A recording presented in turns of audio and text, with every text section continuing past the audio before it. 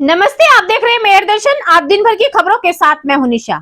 दिन भर में आज क्या क्या घटनाएं हुई, क्या खबरें थी, वो मैं आपको पूरी जानकारी के अनुसार बताती चलूं कि आज बहादुर बेटी को सम्मानित किया गया जिसने दादी के कुंडल छीनने वाले बदमाशों के साथ हाथापाई भी की। और अगर सभी उसका साथ देते तो शायद मौके पर ही आरोपियों को पकड़ लिया जाता। दूसरी ओर स्कूलों में खेल कंपटीशन शुरू कर दिए गए हैं ताकि बच्चों के अंदर छुपी हुई प्रतिभा को बाहर निकाला जा सके और कंपटीशन के माध्यम से उन्हें आगे बढ़ाया जा सके।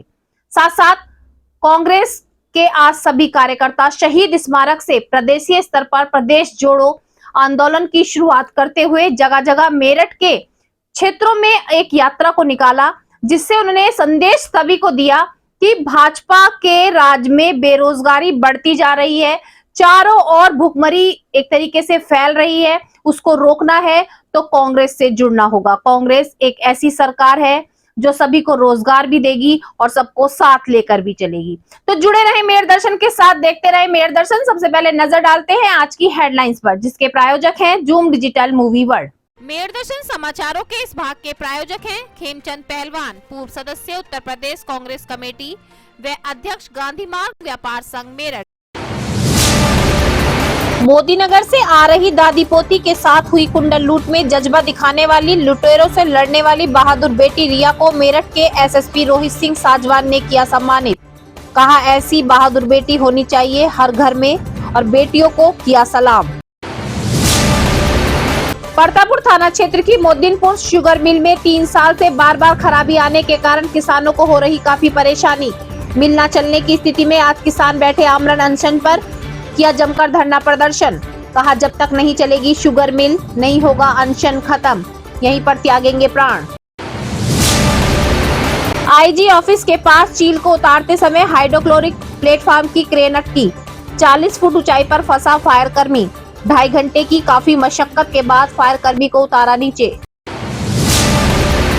भाजपा सरकार से ऊब चुकी जनता को राहत देने के लिए कांग्रेस के कार्यकर्ताओं द्वारा प्रदेशीय भारत जोड़ो यात्रा की गई शुरुआत।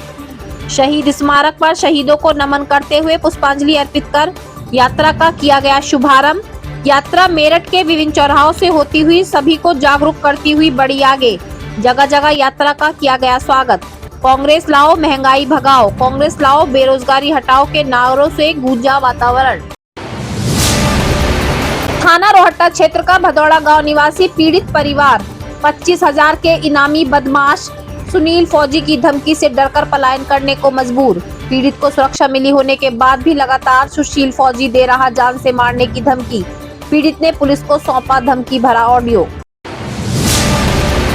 अपने ही घर में बिजली का मीटर लगाना पड़ा भारी। एक पीड़ित महिला अपने जेठ व उसके परिवार से परेशान होकर पहुंची एसएसपी कार्यालय। इंसाफ की लगाई गुहार। कहा, आए दिन की जाती है मारपीट, जान से मारने की जेठ द्वारा दी जा रही धमकी। पश्चिमी उत्तर प्रदेश संयुक्त व्यापार मंडल की अहमदनगर बाजार कमेटी का किया गया गठन। शहर प्रभारी मंसूर उल इस्लाम ने किया मंच संचालन व सभी सदस्यों को दी बधाई। इस दौरान बाजार के सभी व्यापारियों ने जीएसटी की छापेमारी का किया विरोध। कहा, छोटे व्यापारियों के साथ नहीं होने दिया जाएगा उत्पीड़न। थाना रोहट्टा क्षेत्र डालमपुर गांव निवासी एसी मैकेनिक से रेलवे में नौकरी लगवाने के नाम पर 4.5 लाख की गई ठगी। अब तक नहीं हुई कोई भी कार्रवाई। 3 बार एसएसपी कार्यालय पहुंचने के बाद भी नहीं मिल रहा इंसाफ। 2 माह से लगातार सार्वजनिक शमशान भूमि के विवाद में दलित समुदाय व स्वर्ण समुदाय के लोग आमने सामने। आज फिर दलित समुदाय के लोग पहुंचे एसएसपी कार्यालय। कहा, स्वर्ण समाज के लोगों ने झूठे मुकदमे किए दर्ज। पुलिस द्वारा नहीं की जा रही दलित समाज की कोई भी सुनवाई। लगातार लगा रहे हैं इंसाफ की गुहार। त्रिशला देवी कन्हौरलाल बालिका जूनियर हाई स्कूल में 2 दिवसीय प्रथम वार्षिक खेलोत्सव का किया गया आयोजन। खेल के प्रथम दिन 100 metre race, lemon race, kho kho, kabaddi आदि खेलों में छात्राओं ने बढ़ चढ़कर लिया भाग, दिखाई प्रतिभा। प्रथम, द्वितीय, तृतीय आने वाली छात्राओं को ट्रॉफी देकर किया गया सम्मानित। स्कूल की प्रधानाचार्य द्वारा छात्राओं का किया गया उत्साहवर्धन। अब खबरें विस्तार से। कल मेयर दर्शन चैनल के माध्यम से हमने दिखाया था कि मैदा मोहल्ला में मोदीनगर की रिया अपनी दादी के साथ मार्केट जा रही थी, तभी अचानक से 2 बाइक सवारों ने दादी के कुंडल छीन लिए। रिया ने काफी मशक्कत करते हुए, काफी मेहनत करते हुए आरोपियों के साथ हाथापाई की और एक कुंडल अपनी दादी का छीन भी लिया। दूसरा कुंडल लेकर आरोपी फरार हो गए, लेकिन 6 घंटे के अंदर ही पुलिस टीम द्वारा आरोपियों को गिरफ्तार किया गया। और उसी खुशी में आज हमारे मेरठ की बेटी को एसएसपी रोहित सिंह साजवान द्वारा सम्मानित भी किया गया। साथ साथ उन्होंने ये भी कहा कि अगर उस समय पर जो वहां पर देख रहे थे लोग, अगर वो उस बेटी को सपोर्ट करते तो बहुत ही वो जो आरोपी थे जो इतनी दूर भाग रहे थे वो नहीं भाग पाते और उनको वहीं पर पकड़ लिया जाता। आज हमारी मेरदर्शन की टीम ने जब उस बहादुर बेटी से बात की तो उसका कहना यही था कि वो सभी बेटियों के लिए एक सीख बनना चाहती है और सभी से यही कहेगी कि डरे नहीं, डटकर सामना करें, क्योंकि हमारे अंदर का डर हमें खत्म कर सकता है। अगर हम डर का सामना करेंगे तो हम बड़े से बड़े से मुकाबला कर सकते हैं और अपनी जो जीत है उसको हासिल कर सकते हैं। जाए और भी कुछ करे उसके लिए सब इसके साथ हो। मैं यही कहना चाहूंगी कि बच्चा आगे भी इसी तरह करे तो उसके लिए सबके साथ की जरूरत है। सिर्फ अकेले कुछ नहीं कर पाएंगे। आपका बहुत सहयोग मिला पुलिस और मैं स्पेशली कहना चाहूंगी सबसे पहली चीज कि मेरठ पुलिस प्रशासन बहुत सराहनीय योगदान दिया। बहुत चोरी करके ले गए थे तो उन्होंने धक्का दिया था, वो गिर गई थी तो इस वजह से ये हिस्सा काफी इंजर्ड हो गया, स्वेलिंग भी आई है, 67 एज है उनकी, तो वो ज्यादा चल नहीं पाती। वहाँ से कहाँ जा रही थी? मार्केट में खरीदारी करने? सर ये एक्चुअल में मोदी नगर से आ रहे थे और मोदी नगर से आप कहाँ के रहने वाले? गाजियाबाद? गाजियाबाद में आता है ना? तो आप यहाँ क्यों आए थे इधर शादी में? तो मिलने के लिए छुट्टी पड़ी आपको? ठीक है। आप कौन रहता है यहाँ पे? चाचा सब में बहुत अच्छा आपने काम किया, बहुत मेहनत किया। बोले यार एक मोमेंट जो था एक सामने बेटा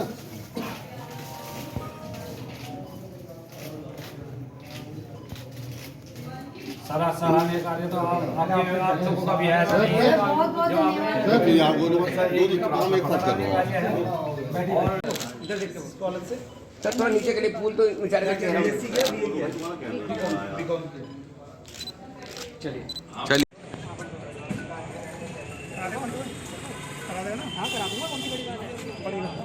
मैं वीडियो बनाऊं, मैं आईडी पकड़ूंगा ना। नहीं 1 to 1 करूँगा। मुझे नहीं आता ना 1 to 1, मैं तो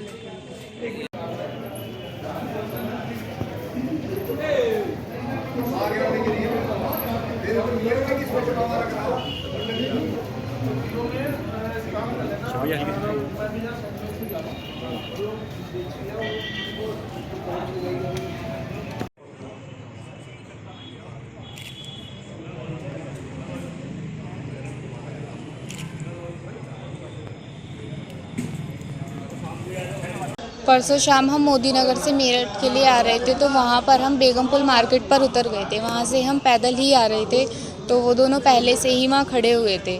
फिर उसके बाद उन्होंने हमारा पीछा करना शुरू कर दिया, पर हमने ध्यान नहीं दिया कि वो हमारा पीछा कर रहे थे। उसके बाद हम जैसे ही गली में मुड़े तो उसमें से एक बाइक पर उतर कर आया और दोनों कानों के टॉप छीन कर ले गया। फिर उसके बाद मैं उसके पीछे भागी, फिर वो बाइक पर से गिर गए थे और उसके बाद मेरी हाथापाई हुई और फिर उसके बाद एक छीन कर मैंने ले लिया था उनसे और एक वो लेकर भाग गए। आपने बिल्कुल डट के उनका मुकाबला किया कि आपको डर नहीं लगा? जी नहीं, उस टाइम पर नहीं लगा। आज आपको एसएसपी साहब ने सम्मानित किया है, तो कैसा लगा? जी सबसे पहले मैं उनका बहुत बहुत धन्यवाद करना चाहती हूँ और मुझे बहुत प्राउड फील हुआ कि आज उन्होंने मुझे इतना सम्मान दिया। तो क्या लगता है ये सब होने के बाद में आगे क्या करना चाहते हैं? मैं जैसे उन्होंने मेरी मदद की ऐसी मैं देश की सेवा करना चाहती हूँ, ऐसी मैं उनकी मदद, सबकी मदद करना चाहती हूँ। देश की लड़कियों को मैं यही कहना चाहती हूँ कि हमें कभी भी डरना नहीं चाहिए, हमेशा डटकर सामना करना चाहिए। थाना लाल कुर्ती के अंतर्गत एक महिला थी, उनके कुंडल छीनकर 2 बदमाश भाग रहे थे। इसी बीच जो रिया नाम की लड़की है, जिसके द्वारा बहादुरी का परिचय देते हुए उसको रोकने का प्रयास किया गया, जिससे कि जो 2 बदमाश थे वो गिर भी गए मोटरसाइकिल से और उसके बाद वो भागने में वहाँ से भाग गए थे। पुलिस द्वारा उनको 6 घंटे के अंदर गिरफ्तार किया गया था। उनमें दोनों के पैर में गोली भी लगी थी, दोनों को गिरफ्तार करके जेल भेजा गया। और जो रिया है उसके द्वारा बहुत ही बहादुरी का परिचय मौके पे दिया गया और बिना अपनी जान की परवाह किए हुए या बिना डरे हुए दोनों ही बदमाशों को पकड़ने का प्रयास किया अकेले ही, और उसमें कुछ हद तक सफलता भी उनके द्वारा प्राप्त की गई।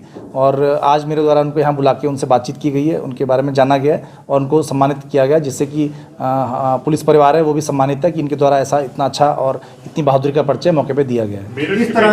इस तरह की कोई घटना दोबारा किसी बच्ची के साथ, लड़की के साथ हो तो उन्हें किस तरीके से ट्रीटमेंट देना चाहिए, अपराधियों तो कैसे निपटना चाहिए अगर ऐसी घटना? इसमें इनके द्वारा जो परिचय दिया गया, साथ में अगर 1-2 लोगों के द्वारा और वहाँ पे मौके पे मदद मिल जाती है तो संभवतः मौके पे इनको पकड़ लिया जाता।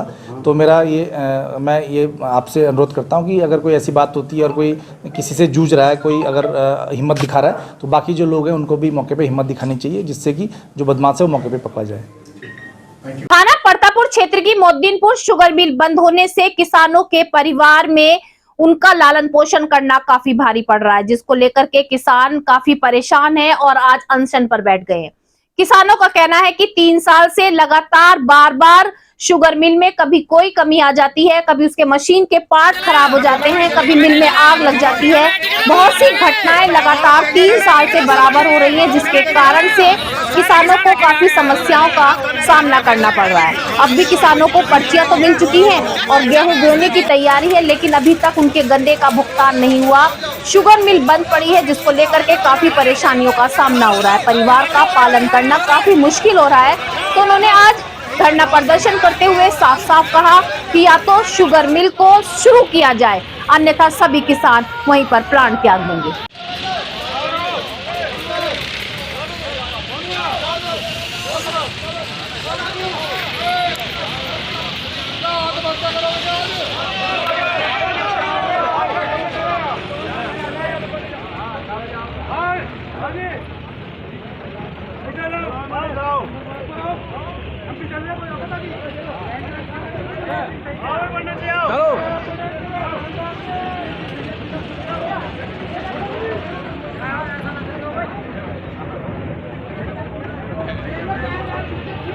भाऊ जी, ये जो आप टंकी पे चढ़ रहे हो, क्या है ये? या तो हमारा मिल चलेगा, आत्महत्या करेगा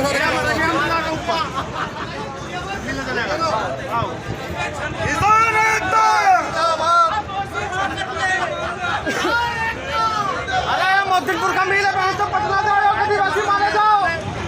मोहद्दीनपुर का बहन से फर्स्ट मिल है।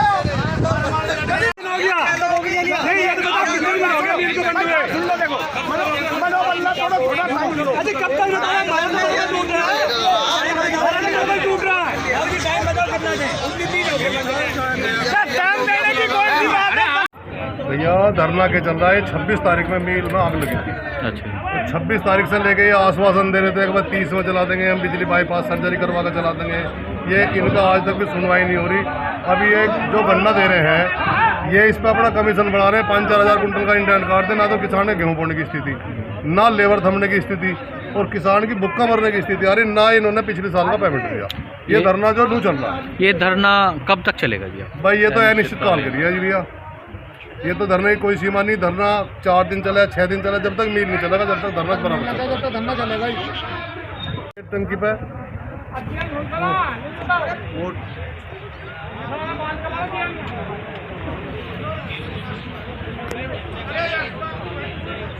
आप कर रहे हैं, ये क्या है मामला? ये हमारी जो फैक्ट्री गन्ना ना तो गन्ना ले रही और ना ये फैक्ट्री चल रही। जब ये फैक्ट्री नहीं चलेगी, जब हम से नहीं उठेंगे। हम ये फैक्ट्री जब चल जाएगी, जब यहाँ से उठ जाएंगे। आज चल जाए, कल चल जाए, हमें वो अधिकारी चाहिए जो इस फैक्ट्री को चलाता हो। वो चाहिए, वो अधिकारी चाहिए। चाहे डीएम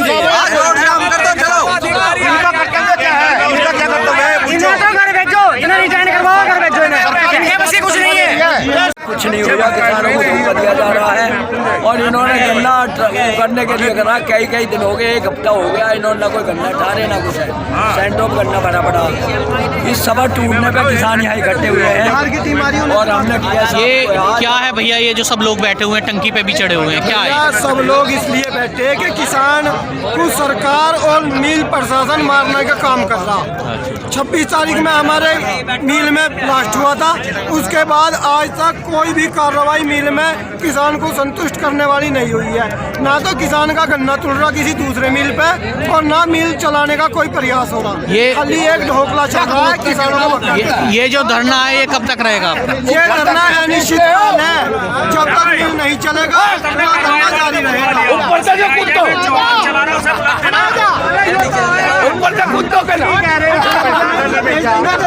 मामला जो टाइम पे इन्होंने आश्वासन दिया है किसानों को, टाइम तो नहीं है, यही पता नहीं मिल चला कौन था।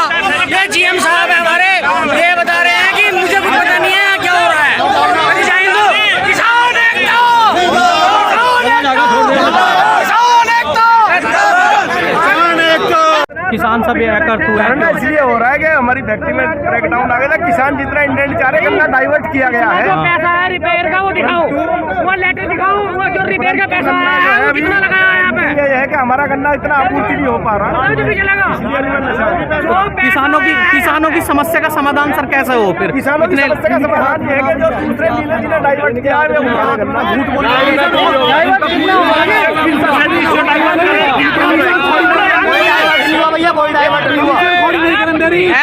मिल प्रशासन कमीशन खोरी ले रहा है,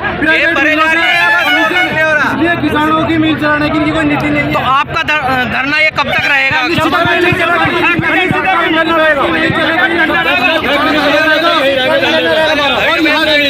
क्या नाम है आपका और कहाँ से हैं आप? गाँव गुण। अच्छा, आप भी किसान? मैं किसान हूँ, लेकिन इनकी नियत में बहुत बड़ा खोट है। ये जीएम साहब हमारे ये कह रहे हैं कि जो काम होता है उसका एक मतलब जो है कमेटी गठित होती है, 7 दिन में लेटर आता है। इन्हें दिखाओ जो पैसा आया था रिपेयर के लिए, इन्होंने कहाँ लगाया वो? अच्छा, इनसे वो बात पूछो जो रिपेयर के लिए पैसा आया था यहाँ पे, वो दिखाओ। वो जो कमेटी गठित करी इन्होंने, वो कमेटी के नाम दिखाओ हमें, कौन कौन थे, आदमी कौन कौन थे, और नहीं सारा खुलना चाहिए ना उनका पैसा तो लगाया ही नहीं, पैसे को दिखाओ। और ये मिल इन्होंने ला दिया है, ये सब बंद करना चाह रहे हैं परमानेंट, सारा पैसा खा गया, किसान परेशान है। जब तक यो चलेगा आंदोलन, जब तक यो जीएम रहेगा यो सारा ही चलेगा। क्या नाम है आपका भैया? भैया नाम से कांग्रेस के सभी पदाधिकारियों व कार्यकर्ताओं द्वारा भारत जोड़ो यात्रा का शुभारंभ किया गया। भारत जोड़ो यात्रा शहीद स्मारक से शुरू हुई। सर्वप्रथम सभी ने जो शहीद थे उनको पुष्पांजलि अर्पित कर नमन किया। तत्पश्चात यात्रा की शुरुआत की गई। यात्रा मेरठ के विभिन्न चौराहों से होती हुई गुजरी। कांग्रेस के कार्यकर्ताओं द्वारा नारेबाजी की जा रही थी कि बेरोजगारी हटाओ, कांग्रेस लाओ, महंगाई खत्म करनी है तो कांग्रेस लाओ, कांग्रेस सबको साथ लेकर चलेगी। साथ साथ ये भी कहा गया कि भाजपा सरकार से सभी ऊब चुके हैं क्योंकि महंगाई चरम सीमा पर पहुंच चुकी है और बेरोजगारी बढ़ती जा रही है। पढ़े लिखे युवा भी बेरोजगार घूम रहे हैं। इसी को लेकर के भारत जोड़ो यात्रा का ये शुभारंभ किया गया है ताकि सभी को जागरूक किया जा सके, क्योंकि कांग्रेस ही एक ऐसी सरकार है जो सभी को साथ लेकर चल सकती है, बेरोजगारी खत्म कर सकती है और महंगाई पर भी रोक लगा सकती है।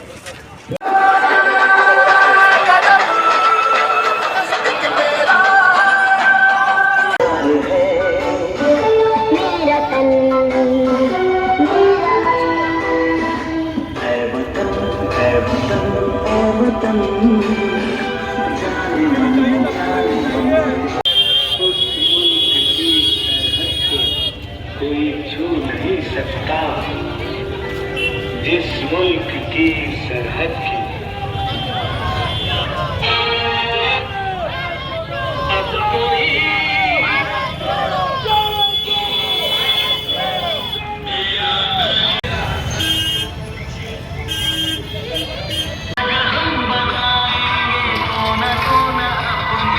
देश का सजाए जश्न होगा जिंदगी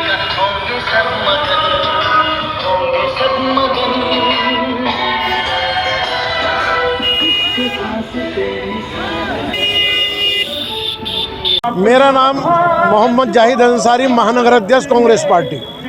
आज ये भारत जोड़ो यात्रा शहीद स्मारक से शुरू की जा रही है और पांचली तक ये यात्रा जाएगी, लगभग 25 किलोमीटर। राहुल गांधी जी देश को जोड़ने निकले हैं, उन्हीं का संदेश लेकर क्रांतिकारी धरती से, मेरठ से हम जो है भारत को आह्वान कर रहे हैं।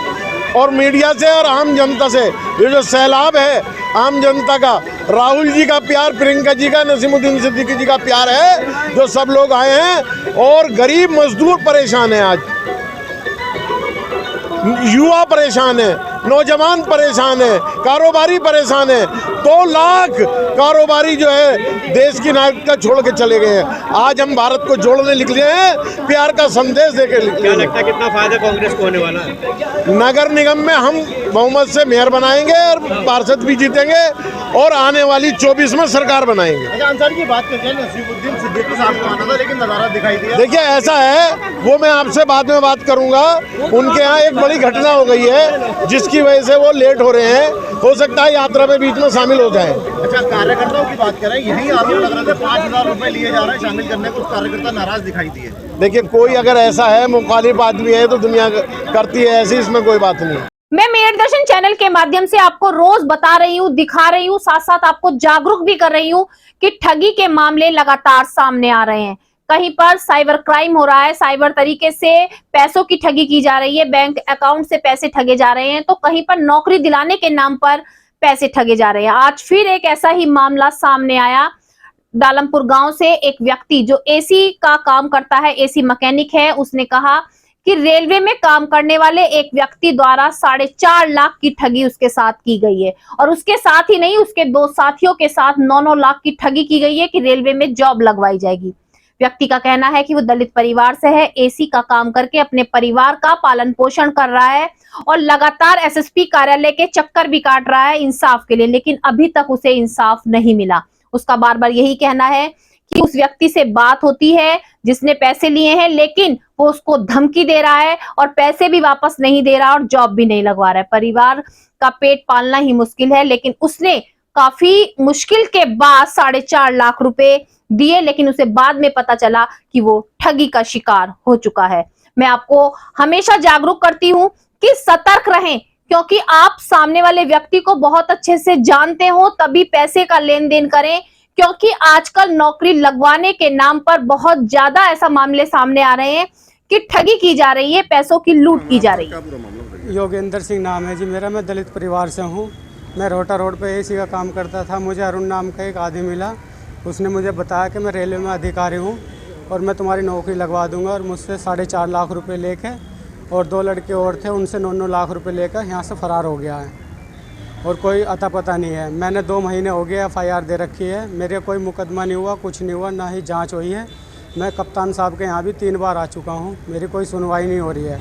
और मुझे चमार गिट्टल ये कहता है अगर मैं व्हाट्सएप पे बात करता हूँ तो, और पैसे देने मारने की धमकी देता है और पैसे देने से मना करता है। आज आप कप्तान से मिले? कप्तान साहब जी, कप्तान साहब ने कहा कि तुम्हारी जांच नहीं आई है अभी, और जब आ जाएगी, जब हो जाएगा, जब आ जाना। पुलिस सुरक्षा के बाद भी एक व्यक्ति को लगातार जान से मारने की मिल रही है धमकी, जिसको लेकर के वो अपने परिवार के साथ पलायन करने के लिए मजबूर हो गया है। जी हां, रोहट्टा के भदौड़ा गांव निवासी आज इंसाफ की गुहार लगाने एसएसपी कार्यालय पहुंचा। उसका कहना है 25,000 का इनामी सुशील फौजी लगातार उसे धमकी दे रहा है, जान से मारने की धमकी दी जा रही है, परिवार को मारने की धमकी दी जा रही है। उसने पुलिस में पहले भी कंप्लेंट की थी और सुरक्षा दी भी गई, लेकिन सुरक्षा देने के बाद भी लगातार उसको धमकी दी जा रही है। उसका यह भी कहना है कि पुलिस द्वारा बताया जाता है कि वो लद्दाख में काम कर रहा है, लेकिन जब वो वहीं पर मौजूद है तो लद्दाख में कैसे है, पूरी जानकारी अभी मालूम नहीं है। लेकिन उसके बाद भी जो व्यक्ति है काफी परेशान है। उसका यही कहना है कि धमकियों से अब डर लग रहा है, क्योंकि पुलिस की सुरक्षा के बाद लगातार उसको धमकी आ रही है और धमकी भरा ऑडियो भी आज पुलिस में सबमिट किया गया। उसने कहा कि उसको सुरक्षा दी जाए, उसको इंसाफ दिया जाए, अन्यथा परिवार के साथ वो पलायन करने के लिए मजबूर होगा। इरफान है। इरफान, क्या मामला पूरा बताइए। सर, मेरा नाम इरफान है। मेरे परिवार को और मुझे जान से मारने की बराबर धमकी मिल रही है। सर, धमकी देने वाला सुशील फौजी है और काफ़ी दबंग आदमी है पुलिस उसको बता रही है कि वो ड्यूटी पे है, लेकिन ड्यूटी पे वो कहीं नहीं है। उसके ऊपर पुलिस ने 25,000 का इनाम भी किया है और मुझे बार बार और मेरे पिताजी को बार बार जान से मारने की वो धमकी दे रहा है। अभी 28 तारीख में वो गाँव में आया था और वो बता रहे हैं कि पुलिस वाले कि वो लेह लद्दाख ड्यूटी पे है। वो ड्यूटी पे कहीं नहीं है सर। ड्यूटी की आड़ में गुंडागर्दी कर रहा है, लूट पाट मर्डर ऐसे ऐसे घिनौने वो काम कर रहा है। लगातार मुझे जान से मारने की धमकी दे रहा है। मैं आज एसएसपी दफ्तर जो आया हूँ इसीलिए आया हूँ कि वो मुझे गांव छोड़ने की भी धमकी दे रहा है। अब तो मैं इसीलिए गांव छोड़ने की पूरी प्लानिंग कर ली है मैंने और इसीलिए आज कप्तान साहब के पास आया हूँ देने के लिए लेटर अपना। और मेरी 13 महीनों से आज तक सुशील फौजी के खिलाफ कोई कार्रवाई नहीं हुई है। सुशील इरफान, आपको सुरक्षा मिली हुई है, कितने दिन से सुरक्षा है आपके पास? मेरे पास सुरक्षा 24 नवंबर से मिली हुई है सर। मुझे 27 नवंबर की रात को मेरे यहाँ पुलिस लगी थी और 27 नवंबर से आज तक मेरे पास सुरक्षा बनी हुई है लगातार। और जी मेरा कोई भी काम नहीं हो पा रहा है सर। सुशील फौजी के अज्ञात साथी में से एक साथी उसका पकड़ा गया था, नितिन उर्फ दीनू कबाड़ी, उसकी भी जमानत हो गई है। वो भी अब धमकी देने की कोशिश कर रहा है, पर लेकिन पुलिस की वजह से वो डरा हुआ है क्योंकि 24 घंटे मेरे यहाँ पुलिस रहती है। पर लेकिन सुशील फौजी जो काफ़ी दबंग आदमी है सर, और वो मुझे और मेरे और परिवार को जान से मार देगा अगर मेरी सुरक्षा हट गई तो। इसीलिए मैं गांव छोड़ने की पूरी कोशिश कर रहा हूं सर।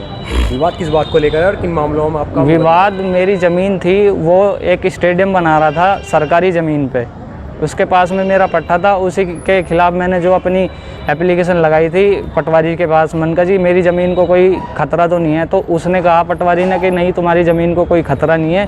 पटवारी ने सारी बातचीत सुशील फौजी से कही। सुशील फौजी एकदम अचानक गुस्से में आके मेरे घर 15-20 आदमियों को लेकर पहुंच गया। वहाँ मेरी अम्मी और दादा बुजुर्ग दादा थे, उनके साथ मार पिटाई की, गाली गलौज दी। वहाँ से ही तुरंत मेरे पास फ़ोन किया, उसके पास मेरी रिकॉर्डिंग भी है, ऑडियो रिकॉर्डिंग भी है। अपने ही घर में बिजली लगाना या बिजली का मीटर लगाना एक महिला को भारी पड़ रहा है। एक महिला आज इंसाफ की गुहार लगाने एसएसपी कार्यालय पहुंची और उसने अपने जेठ के और जेठ के परिवार के खिलाफ ही इंसाफ की गुहार लगाई। महिला का कहना है कि उनके घर में बिजली नहीं थी, उन्होंने बिजली लगवाई। बिजली लगवाने के लिए पुलिस को वहां पे रखा गया क्योंकि जब भी बिजली लगाने के लिए बिजली के कर्मचारी पहुंचते थे तो मारपीट की जाती थी, उनको भगा दिया जाता था। लेकिन पुलिस की सुरक्षा में होकर मीटर लगवाया गया और उसके साथ मीटर लगने के बाद उसके जेठ और उसके परिवार ने मारपीट की। साथ साथ महिला के आंगन में उन्होंने गेट तोड़ा हुआ है और गेट बंद कराने के लिए कहा जाता है तो भी मारपीट की जाती है। आज महिला इंसाफ की गुहार लगाने एसएसपी कार्यालय पहुंची। उसने साफ साफ कहा कि उसको इंसाफ दिया जाए कि अपने घर में कुछ कार्य कराना गुनाह है। कि भैया मेरे लाइट नहीं थी तो लाइट लगने नहीं दे रहे थे, 7 के सालों से उनकी मोर से लगी, फिर नहीं लगने दे रहे थे, उन्होंने पुलिस भेजी, फिर पुलिस से मीटर लगा और मुझे मारा धाड़ी करी। जब मीटर लगा मेरे गले की इसमें बाल आ गया था, कितने दिन में प्लास्टर रहा। और मैं भैया मजदूरी कर करके अपने बच्चों को पाल रही हूँ, 4 बच्चे हैं, दीवार नहीं करने देते। दीवार करती हूँ, मेरी तरफ को आंगन में को दरवाज़ा खोल रखा, उसको बंद नहीं करते। कौन लोग हैं वो? मेरे जेठ हैं। और जो मैं बंद करती हूँ तो लोग कहते हैं कि हम छोड़ने के लिए मारेंगे, निपटा देंगे तुम्हें। आज एसएसपी ऑफिस आई, क्या आश्वासन मिला? धमकी देते हैं। कहा उन्होंने तो पर्चा सा जमा करके मुझसे बस ये कह दिया कि तुम जाओ, तुम्हारा काम हो जाएगा। मैं आपको मेरदर्शन चैनल के माध्यम से शमशान की सार्वजनिक भूमि को लेकर के दलित समुदाय और ब्राह्मण समाज के लोगों में विवाद दिखा रही हूँ और दोनों ही आमने सामने हैं और भिड़े हुए हैं। मैं आपको मैंने कुछ दिन पहले भी दिखाया था कि दलित समाज के लोग इंसाफ की गुहार लगाने पहुंचे। उनका कहना है कि दलित होने के कारण उनकी सुनवाई नहीं की जा रही है, ब्राह्मण समाज की सुनवाई की जा रही है। ब्राह्मण समाज ने झूठे मुकदमे में कई लोगों को फंसा दिया है। आज भी वो उसी चीज को लेकर पहुंचे। उन्होंने कहा कि हम उस दिन कंप्लेन करके गए लेकिन अभी तक कोई कार्रवाई नहीं हुई। लगातार ब्राह्मण समाज के लोगों द्वारा लोगों पर मुकदमे दर्ज किए जा रहे हैं, उन्हें झूठे मुकदमे में फंसाया जा रहा है। आखिर हमारा साथ क्यों नहीं दिया जा रहा? क्या दलित होना अपराध है? जुम्मे में नहीं मिले थे, आज फिर हम सोमवार में सभी लोग आए हैं और हमने जो एसएसपी साहब से गुजारिश की है कि उन लोगों की अरेस्टिंग हो और जो हमारे खिलाफ फर्जी मुकदमा कायम हुआ है वो वापस होना चाहिए। ऐसे पूरा हमारा मामला था अब से करीब 2 माह पहले शमशान घाट को लेकर दलितों में और स्वर्ण समाज के लोगों में विवाद हो गया था। जो स्वर्ण समाज के लोग ज़बरदस्ती उसमें हमारे शमशान घाट में पानी डालना चाहते थे। हमने उन्हें रोकने का काम किया तो उन लोगों ने हमारे लोगों को जो है जान से मारने की नीयत से हमला किया, जिसमें जो है 307 का मुकदमा कायम हुआ। और अगले 22 तारीख में 22/8 में जो है 302 में एक आदमी हमारा एक्सपायर कर गया था, उसमें जो है 302 लगी। लेकिन उसके बावजूद भी जो है सभी लोग गिरफ्तार नहीं हो पा रहे हैं। वे लोग हम पे दबाव दे रहे हैं। दबाव की प्रवृत्ति से ही हमारे खिलाफ 18 आदमियों के खिलाफ एक मुकदमा कायम कर दिया है, जिसमें हम बहुत परेशान हैं। हम पर दबाव बनाया जा रहा है कि फैसला करो, अन्यथा तुम्हें जेल भिजवा देंगे। तुम्हारे लड़कों को, नए लड़कों को जो पढ़े लिखे हैं, उन्हें उनकी ज़िंदगी झंड कर देंगे। अब हम एसएसपी साहब के पास जुम्मे में भी आए थे। जुम्मे में हमसे कहा गया था, एसएसपी साहब हमें मिले नहीं थे। आज हमें मिले हैं एसएसपी साहब। एसएसपी साहब ने हमें पूर्ण आश्वासन दिया है कि जाओ, आपका मुकदमा ख़त्म हो जाएगा। अब हमारा ये कहना है कि हम तो गुजारिश करने आए थे कि मुकदमा हमारा ख़त्म होना चाहिए। पढ़ाई के साथ साथ खेल कूद भी बहुत जरूरी है, जो लगातार मैं मेयर दर्शन चैनल के माध्यम से आपको जानकारी दे रही हूं कि अब स्कूल कॉलेजों में बच्चों के अंदर छुपी प्रतिभा को निकालने का लगातार प्रयास किया जा रहा है। बच्चों को पढ़ाई के साथ साथ अन्य एक्टिविटी कराई जा रही है, खेल कूद कराए जा रहे हैं, ताकि उनके अंदर जो हुनर है उसको निखारा जा सके। मैं आपको बताती चलूं, सारदा रोड स्थित त्रिशला देवी कन्हौरलाल बालिका जूनियर हाई स्कूल में पहली बार 2 दिवसीय खेल उत्सव का आयोजन किया गया। आज प्रथम दिन खेल उत्सव किया गया, जिसमें 100 मीटर की दौड़, लेमन रेस, खो खो, कबड्डी में बालिकाओं ने बढ़ चढ़कर भाग लिया। काफी अच्छा प्रदर्शन किया। प्रथम, द्वितीय, तृतीय आने वाली छात्राओं को सम्मानित भी किया गया। मेडल और मोमेंटो देकर सम्मानित करने के साथ साथ स्कूल की प्रधानाचार्य द्वारा सभी छात्राओं का उत्साहवर्धन भी किया गया। आज के कार्यक्रम में सभी अध्यापकों का पूर्ण योगदान रहा।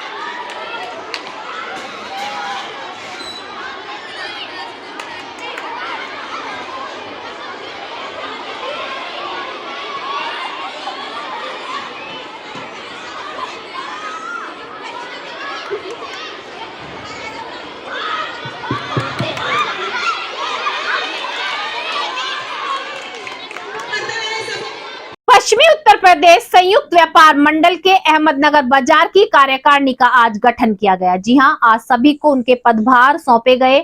कार्यकारिणी में अध्यक्ष, उपाध्यक्ष और अन्य पद से उनको सम्मानित किया गया। आज के कार्यक्रम में जो मंच संचालन किया वो शहर प्रभारी मंसूर उल इस्लाम द्वारा किया गया। उन्होंने सभी को बधाई भी दी। साथ साथ व्यापारियों ने कहा कि जो जीएसटी की मार सभी व्यापारियों पर पड़ रही है, उस पर रोक लगाई जाए। साथ साथ छोटे व्यापारियों के साथ अत्याचार कोई भी व्यापारी बर्दाश्त नहीं करेगा। डीआईजी ऑफिस के सामने एक चील फंस गई थी, जिसको हाइड्रोलिक क्रेन द्वारा उतारने का प्रयास किया गया, लेकिन अचानक से खराबी आने के कारण क्रेन वहीं पर रुक गई। 40 फीट ऊंचाई पर फायरमैन फंसा रहा और काफी मशक्कत के बाद 2.5 घंटे की लंबी मशक्कत के बाद क्रेन को उतारा गया।